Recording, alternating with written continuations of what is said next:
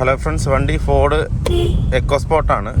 വണ്ടി ഏകദേശം 1,08,000 കിലോമീറ്റർ ഓടിയിട്ടുണ്ട്. ഇതിൽ കംപ്ലൈൻ്റ് എന്ന് പറഞ്ഞു കഴിഞ്ഞാൽ നമുക്ക് മേജർ സർവീസ് ചെയ്യണം. അതുപോലെ തന്നെ ഇതിൻ്റെ ടൈമിംഗ് കിറ്റ്, അതുപോലെ തന്നെ ക്ലച്ച് നല്ല ഹാർഡാണ്, ഭയങ്കര ടൈറ്റായിട്ടാണ് ക്ലച്ച് അപ്ലൈ ആവുന്നത്.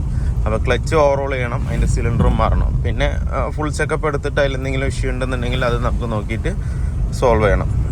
2015 മോഡലാണ് വണ്ടി. പിന്നെ വേറൊരു കംപ്ലൈൻറ്റ് കസ്റ്റമർക്കുള്ളതെന്ന് പറഞ്ഞു കഴിഞ്ഞാൽ നമ്മുടെ ഹെഡ്ലൈറ്റ് ഹൈ ബീം അടിക്കുമ്പോൾ ലോ ബീമിൽ കുഴപ്പമില്ല, ഹൈ ബീം വർക്ക് ചെയ്യില്ല. ചില സമയത്ത് വർക്ക് ചെയ്യുമ്പോൾ ഫുള്ളായിട്ട് വണ്ടി ഓഫായി പോകുന്നതാണ്. എന്താ വെച്ചാൽ വയറിങ് എവിടെയോ ചെറിയൊരു ഷോർട്ട് ആകുന്നുണ്ടെന്നാണ് കസ്റ്റമർ പറഞ്ഞത്. അപ്പോൾ അത് എന്താണെന്നുള്ളതൊന്ന് നോക്കണം, കംപ്ലൈൻറ്റ് എന്താണെന്നുള്ളത് നോക്കണം. മെയിനായിട്ട് ഇതാണ് മേജർ സർവീസ്. അതുപോലെ തന്നെ 1 lakhൻ്റെ സർവീസ്, ടൈമിംഗ് കിറ്റ്, ക്ലച്ച്, അതിൻ്റെ റിലീസ് ബെയറിംഗ്. പിന്നെ ഫുൾ ചെക്കപ്പ് എടുത്തിട്ട് നമുക്ക് എന്തെങ്കിലും കംപ്ലൈൻറ്റ് ഉണ്ടെന്നുണ്ടെങ്കിൽ, അഡീഷണൽ കംപ്ലൈൻറ്റ് ഉണ്ടെങ്കിൽ നമുക്ക് അതുകൂടെ ചെയ്യാം. അതിനകത്ത് ഒരു ഓടിച്ച് നോക്കുമ്പോൾ ഫ്രണ്ടിൽ നിന്ന് ചെറിയൊരു കടകടം എന്നുള്ളൊരു സൗണ്ട് വരുന്നുണ്ട്. അത് എനിക്ക് തോന്നുന്നത് ഷോക്ക് മൗണ്ടിൻ്റെ ഒക്കെ പോലെ ഒരു സൗണ്ടായിട്ടാണ് കേൾക്കുന്നത്. അതെന്താണെന്നുള്ളത് നോക്കണം. കാലിപ്പറിൻ്റെ പിന്നുകളൊന്നും ഇതിനൊന്നും എക്കോസ്പോർട്ടിനൊന്നും അങ്ങനെ അത്രത്തോളം ഷെയ്ക്കോ കാര്യങ്ങളോ ഒന്നും വരില്ല. അതൊക്കെ റബ്ബർ ബൂട്ടായിട്ട് വരുന്ന ഒരു പിന്നാണ്. അതുകൊണ്ട് അതിന് ഷെയ്ക്കോ കാര്യങ്ങളോ സൗണ്ടുകളൊന്നും കാലിപ്പറിൽ നിന്ന് അങ്ങനെ കൂടുതലായിട്ടും വരില്ല അതിനകത്ത്. എന്തായാലും നമുക്ക് നോക്കാം, ഒന്ന് ചെക്ക് ചെയ്തിട്ട് നോക്കാം. ലെഫ്റ്റ് സൈഡിൽ നിന്ന് കട്ട് ബുഷാണോ അതോ ഇനിയിപ്പോൾ സ്റ്റഡ് മൗണ്ടാണോ എന്നറിയില്ല.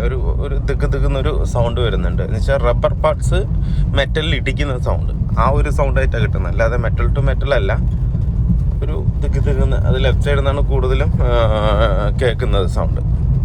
അല്ല, നമുക്ക് ചെക്ക് ചെയ്യാതെ.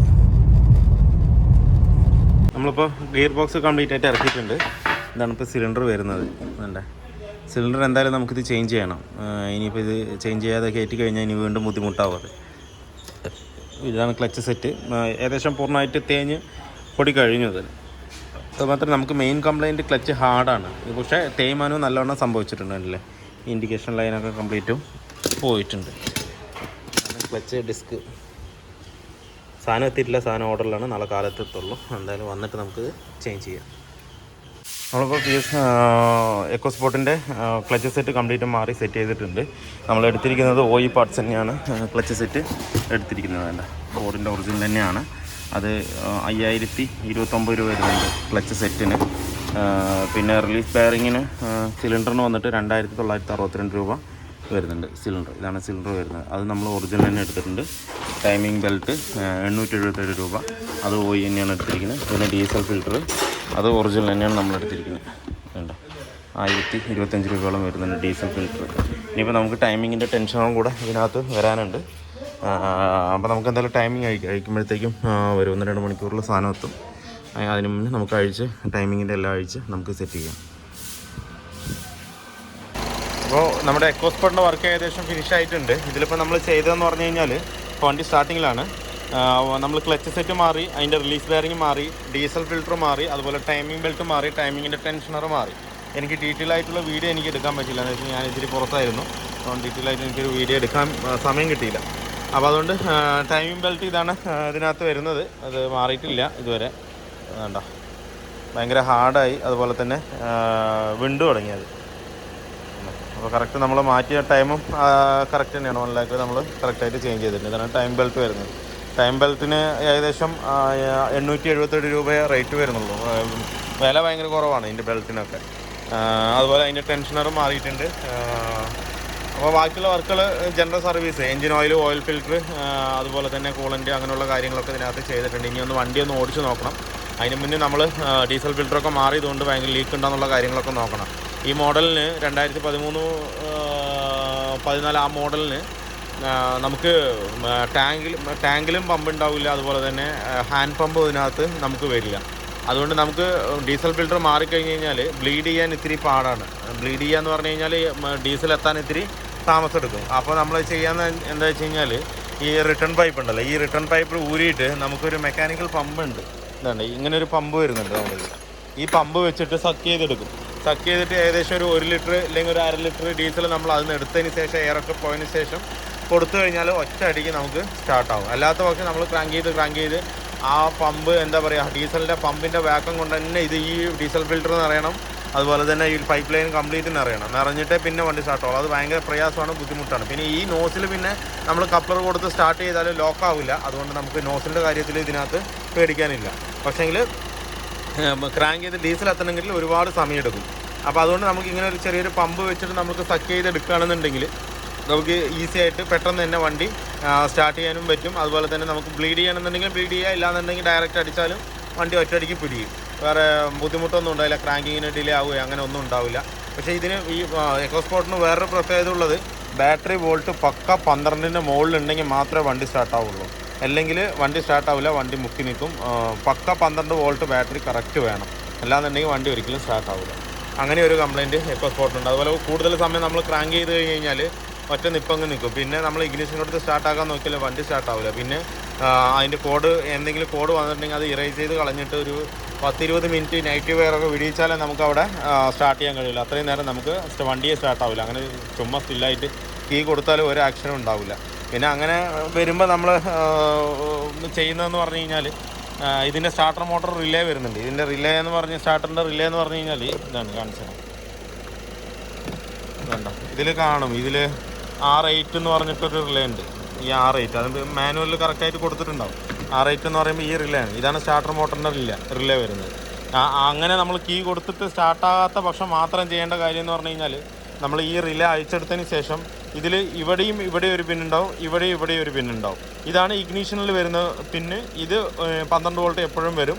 നമ്മൾ ഇഗ്നീഷൻ ഓൺ ആക്കുമ്പോൾ ഇതിൻ്റെ ഉള്ളിലുള്ള ലെഗ് തട്ടിയിട്ട് ഈ 12 വോൾട്ട് ഡയറക്റ്റ് ഇപ്പുറത്ത് പോയിട്ട് നേരെ സ്റ്റാർട്ടർ മോട്ടറിലേക്ക് പോകും. അതാണ് ഈ റിലേൻ്റെ വർക്കിങ്. അപ്പോൾ നമ്മൾ ഈ സെൻറ്ററിലുള്ള കുറ്റിയിലേക്ക് ഇവിടെ നിന്നൊരു പോസിറ്റീവ് എടുത്ത് ഡയറക്റ്റ് കൊടുത്തു കഴിഞ്ഞാൽ സ്റ്റാർട്ടർ മോട്ടർ വർക്ക്. അവിടെ കീ ഓൺ ആക്കി ഇടുക, ഒരു പോസിറ്റീവ് എടുത്തിട്ട് ഡയറക്റ്റ് കൊടുത്തു കഴിഞ്ഞാൽ വണ്ടി സ്റ്റാർട്ടാവും. വണ്ടി ഒരിക്കൽ സ്റ്റാർട്ടായി പിന്നെ റണ്ണിങ്ങിൽ വിട്ട് കഴിഞ്ഞാൽ പിന്നെ ക്രാങ്ക് അടിച്ചാൽ ഒറ്റയടിക്ക് പിടിക്കുകയും ചെയ്യും. അപ്പോൾ നമ്മൾ അങ്ങനെയാണ് സ്റ്റാർട്ടാകാത്ത പക്ഷം, കീ കൊടുത്തിട്ടും സ്റ്റാർട്ടാകാത്ത പക്ഷം ഈ എക്കോസ്പോർട്ടിൽ നമുക്ക് ചെയ്യേണ്ടത്. ഡയറക്റ്റ് സ്റ്റാർട്ടർ മോട്ടറിൽ ഡയറക്റ്റ് കൊടുത്തിട്ട് ചെയ്യുക. അത് എപ്പോഴും ചെയ്യാൻ പറ്റില്ല, അത് ബുദ്ധിമുട്ടാണ്. നോക്കി കൊടുത്തില്ലെങ്കിൽ ECMലേക്കും കറണ്ട് സപ്ലൈ പോകും. അപ്പോൾ അതുകൊണ്ട് ബുദ്ധിമുട്ടാണ്. അപ്പോൾ നോക്കി ശ്രദ്ധിച്ചു വേണം അത് ചെയ്യാനായിട്ട്. വേറെ ഇനിയിപ്പോൾ പ്രത്യേകിച്ചൊന്നുമില്ല. ലെഫ്റ്റ് സൈഡിൽ ചെറിയൊരു സൗണ്ട് ഉണ്ടായിരുന്നു, അത് ലിങ്ക് റോഡിൻ്റെ ചെറിയൊരു പ്രശ്നം ഉണ്ടായിരുന്നു, അത് ക്ലിയർ ചെയ്തിട്ടുണ്ട്. ഇനി നമുക്ക് ഓടിച്ച് മാറ്റിയിട്ടൊന്നുമില്ല, എല്ലാം ക്ലിയർ ചെയ്ത് വെച്ചിരിക്കുകയാണ്. ഇനിയിപ്പോൾ വണ്ടി ഒന്ന് ഓടിച്ച് നോക്കിയിട്ട് ഞാൻ പറയാൻ ബാക്കിയുള്ള കംപ്ലയിൻറ്റുകൾ എന്താണെന്നുള്ളത്.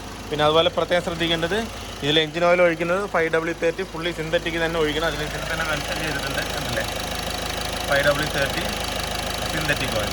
ആ സിന്തറ്റിക് തന്നെ ഇതിനകത്ത് ഒഴിച്ചാൽ തന്നെ ആ എഞ്ചിൻ്റെ പെർഫോമൻസ് അങ്ങനെ തന്നെ നിൽക്കുള്ളൂ. ഒരിക്കലും ഡീസൽ വണ്ടിയുടെ ഓയിൽ ഇതിനകത്ത് ഒഴിക്കരുത്.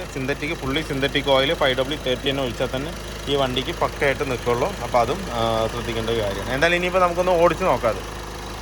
ഇപ്പോൾ നമ്മുടെ എക്കോസ്പോർട്ടിൻ്റെ വർക്ക് ഫുള്ളി കംപ്ലീറ്റ് ആയിട്ടുണ്ട്. ഇപ്പോൾ ഇതിൽ നമ്മൾ ചെയ്തതെന്ന് പറഞ്ഞു കഴിഞ്ഞാൽ ഡീസൽ ഫിൽറ്റർ മാറി, അതുപോലെ തന്നെ ടൈമിംഗ് കിറ്റ്, അതിൻ്റെ ടെൻഷനർ, ക്ലച്ച് സെറ്റ്, അതുപോലെ തന്നെ സർവീസും, ഇതാണ് നമ്മൾ ഇതിനകത്ത് ചെയ്തിരിക്കുന്നത്.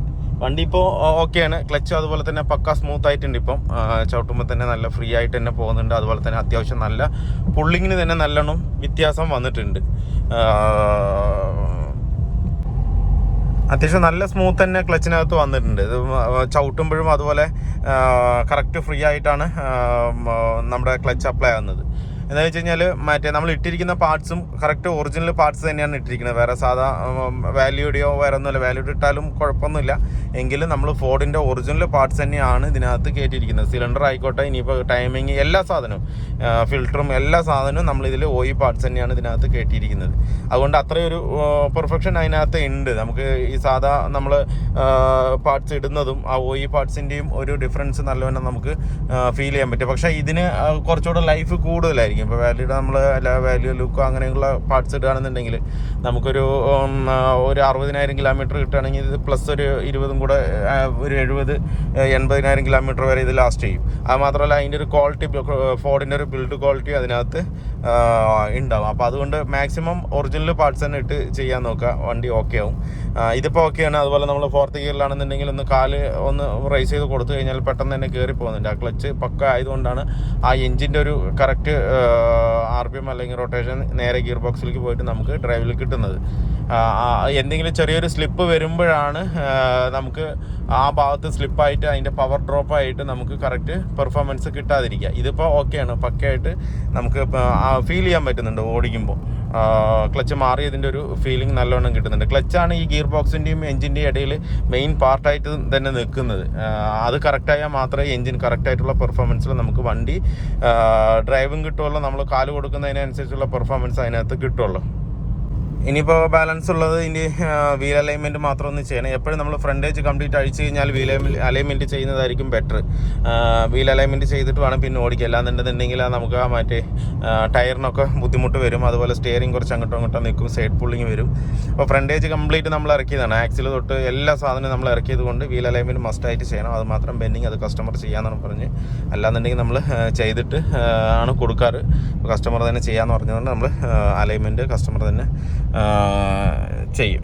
അതുപോലെ തന്നെ എക്കോസ്പോർട്ടിൻ്റെ സ്റ്റിയറിംഗ് ഭയങ്കര ഫ്രീ ആണ്. ഇത്ര വലിയ വണ്ടിയാണെന്നുണ്ടെങ്കിലും നമുക്ക് എന്താ പറയുക, ആ ഒരു ഫീലിങ്ങേ ഉണ്ടാവില്ല. പക്കയായിരിക്കും സ്റ്റിയറിംഗ് പക്ക ഫ്രീ ആണ് എക്കോസ്പോർട്ടിൻ്റെ. നമ്മുടെ i20 ഒക്കെ വരുന്ന പോലുള്ളൊരു ഫ്രീനെസ് ഇതിനകത്ത് കിട്ടും. ഭയങ്കര ഫ്രീ ആണ് ഓടിക്കാനും. അതുപോലെ തന്നെ നമ്മൾ തിരിക്കാനൊക്കെ നമുക്ക് ചുമ്മാ ഒരു വിരലിട്ടിട്ടൊന്ന് തിരിക്കാം, പക്കയായിട്ട് തിരിഞ്ഞു വരും. അത്രയും ഫ്രീ ആണ് എക്കോസ്പോർട്ടിൻ്റെ സ്റ്റിയറിംഗ് വീൽ എന്ന് പറയുന്നത്. അപ്പോൾ ഓക്കെ, വീഡിയോ എല്ലാവർക്കും ഇഷ്ടമല്ലെന്ന് ലൈക്ക് ചെയ്യുക, ഷെയർ ചെയ്യുക, അതുപോലെ തന്നെ സബ്സ്ക്രൈബ് ചെയ്യാതെയാണ് വീഡിയോ കാണുന്നത്. നിങ്ങളൊന്ന് സബ്സ്ക്രൈബ് ചെയ്ത് സപ്പോർട്ട് ചെയ്യുക. അപ്പോൾ മറ്റൊരു വീഡിയോയിലേക്ക് കാണുന്നവരെ എല്ലാവർക്കും